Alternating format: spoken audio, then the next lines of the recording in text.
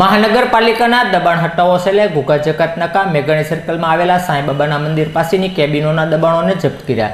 તદુપરાંત કાળુભા રોડ ઉપર આડેધડ પાર્કિંગ કરનાર વાહનને લોક મારી દંડની વસૂલાત કરવામાં આવી હતી। મહાનગરપાલિકાનો દબાણ હટાવો સેલ શહેરના શિવાજી સર્કલ અને મેઘાણી સર્કલ પાસે આવેલા સાંઈબાબાના મંદિરની આસપાસમાં કેબિનોના દબાણોને દૂર કરવા પહોંચ્યો હતો, જ્યાં દબાણ હટાવો સેલના અધિકારીઓ દ્વારા કેબિનોને જપ્ત કરવામાં આવી હતી।